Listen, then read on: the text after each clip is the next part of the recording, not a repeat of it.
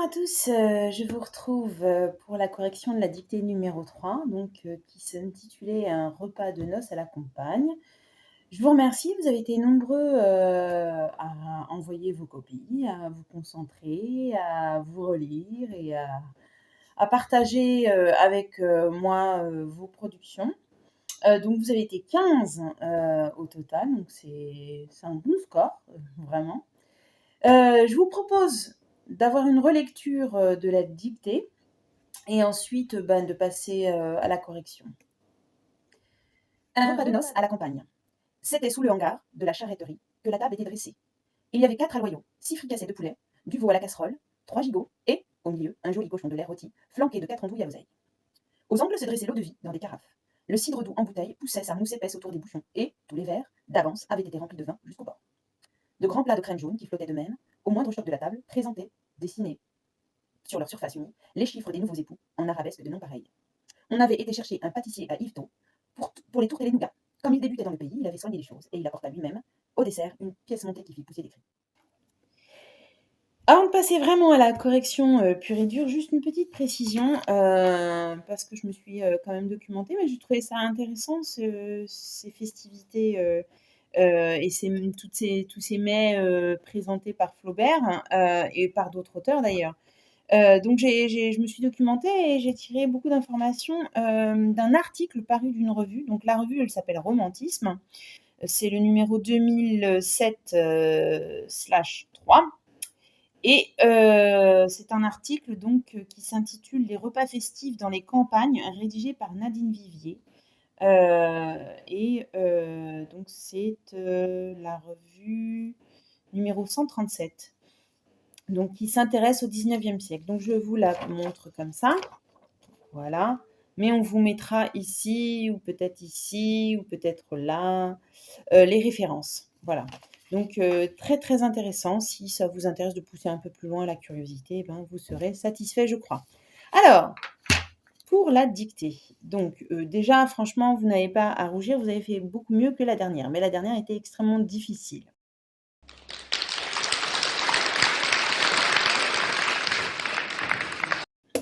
Je le reconnais.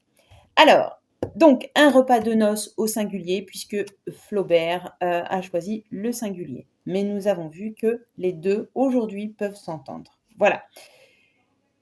C'était sous le hangar de la charretterie. Donc, charretterie, ça vous a posé parfois quelques problèmes. Donc, charretterie, 2 R et 2 T, charrette. Voilà. Que la table était dressée.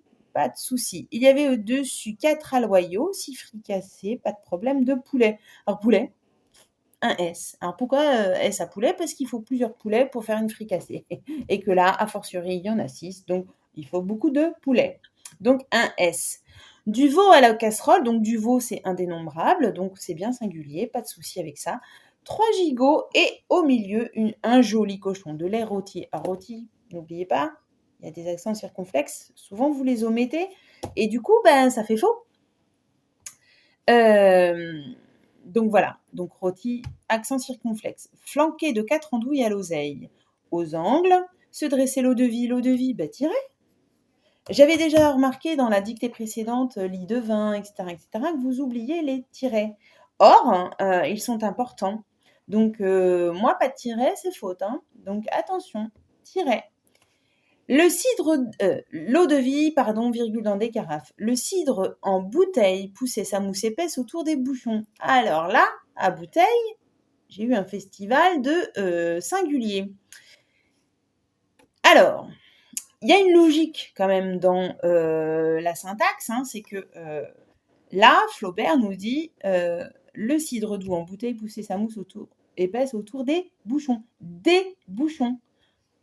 Il est sous-entendu donc qu'il y avait des bouteilles. Des bouchons, des bouteilles. Sinon, il n'y aurait qu'un bouchon et donc qu'une bouteille. Donc, puisqu'il y avait des bouchons, bouteille s'entendait au pluriel. Donc voilà, et là, vous avez quand même été nombreux à faire cette erreur. Bon, c'est pas grave, c'est une faute. Et tous les verres d'avance avaient été remplis de vin jusqu'au bord, jusqu'au bord. Le verre, c'est circulaire, il y a un seul bord. Voilà, donc il n'y a pas de X et pas de S à bord. C'est singulier, jusqu'au bord. De grands plats de crème jaune. Alors, on a 2 grands plats au pluriel et une crème jaune au singulier. Donc, les grands plats sont remplis d'une crème jaune. Donc, je dis ça parce que ça a entraîné pas mal de réflexions de votre part. Et du coup, vous avez été chercher midi à 14h, passez-moi l'expression. Et beaucoup ont fait des fautes en fait sur cet emploi de pluriel, singulier, on ne sait pas trop. Donc, ce sont des grands plats remplis d'une crème jaune. Les grands plats flottaient d'eux-mêmes au moindre choc de la table. Donc, pluriel. Ils présentaient, les plats, dessinés sur leur surface unie, les chiffres des nouveaux époux. Donc, ce sont les chiffres des nouveaux époux qui étaient dessinés sur la surface unie de la crème. Singulier. Donc, dessinés S, puisque c'est les chiffres des nouveaux époux, sur leur surface unie, ça, c'est la crème. Donc, je conçois que c'est un petit peu compliqué, mais la surface unie, en fait, c'est du singulier, alors que les chiffres dessinés sont au pluriel. Donc, je reprends. De grands plats de crème jaune qui flottaient d'eux-mêmes au moindre choc, donc d'eux-mêmes, on est d'accord, c'est du pluriel, au moindre choc de la table, présentaient, pluriel, ENT, dessinés, pluriel, et S, sur leur surface unie, singulier, singulier, singulier. Les chiffres des nouveaux époux en arabesque de noms pareils. Alors, qu'est-ce que c'est que ça que le nom pareil? Alors là, je veux dire, ça a été l'apothéose, ça m'a fait ma journée. Donc, mais encore une fois, quand on n'est pas, quand on est un peu profane, c'est normal. Ceux qui connaissent bien la pâtisserie ont dû s'en sortir. En fait, les noms pareils, ce sont les perles de sucre qui peuvent être en argent ou colorées, qui permettent de dessiner sur les gâteaux. Alors, moi, je vais vous dire un petit secret, c'est que j'ai travaillé longtemps à la Renardière, la pâtisserie qui était au village. Et donc, j'ai vu Monsieur Renard travailler ce nom pareil. Donc, pour moi, ça n'a pas de secret. Pour vous, en l'occurrence, si vous n'êtes pas des gourmands, des gourmets, et que vous ne pratiquez pas ça, vous n'êtes pas, comment dirais-je, aguerri à la pâtisserie, ça vous a vraiment créé de gros problèmes, ce nom pareil. Donc, les arabesques, ce sont des arabesques au pluriel qui écrivent les chiffres des nouveaux époux. Le nom pareil, ça s'écrit, alors il y a plusieurs façons, en tout cas Flaubert a choisi N-O-N-P-A-R-E-I-2-L-E, mais tout en attaché. Voilà, on peut aussi l'entendre au pluriel. Là, pour le coup, Flaubert, lui, a choisi le nom pareil au singulier. Donc ça a été vraiment compliqué pour vous. Donc, on avait été chercher un pâtissier à Yvetot. Ceux qui connaissent leur géographie savent que Yvetot se trouve en Normandie. Donc, Yvetot se trouve en Seine-Maritime, entre Fécamp et Rouen, à peu près. Donc, voilà. Donc, Yvetot, Y-V-E-T-O-T. Donc, voilà, ça a posé quelques petits soucis, pas nombreux, mais enfin bon. Pour les tourtes et les nougats, comme il débutait dans le pays, il avait soigné les choses et il apporta lui-même au dessert une pièce montée qui fit pousser des cris. Alors, sur ce dernier paragraphe, j'ai quasiment pas de faute. Vraiment. Sur le premier paragraphe, j'ai quelques fautes.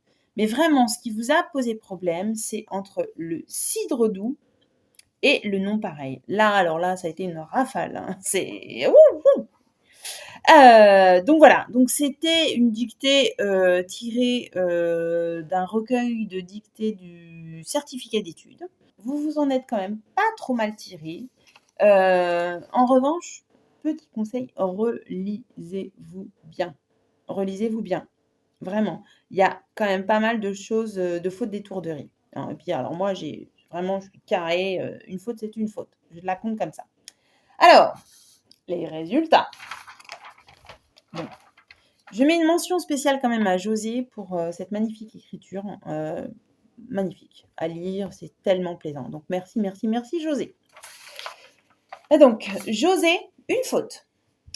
Martine G, 5 fautes, pardon. Michel Chinès, 4 fautes. Floriane H, 6 fautes. Maude, 4 fautes. Michel Larue, 0 faute.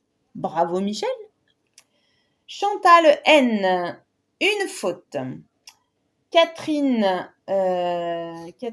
Mouillu, 3 fautes plus 1 parce qu'elle n'a pas écrit le titre. Ouais, moi je suis comme ça. Dalila Bellavassi, 2 fautes. Pas mal Dalila, bien. Lucienne Larue, 3 fautes. Très bien Lucienne. Christiane Sissou, ma petite Christiane, 9 fautes. On a encore des difficultés à se relire, Christiane. Attention. Michel B, 6 fautes. Geneviève P, 4 fautes. Catherine C, 4 fautes. Et Coco, 8 fautes. Voilà un petit peu notre classement. Mais en tout cas, moi, je vous félicite tous. Vous avez été formidables. Et je vous remercie beaucoup, beaucoup pour ce retour. Voilà. Je vous dis à très vite. Je pense déjà à une dictée numéro 4. À vos crayons et à vos papiers.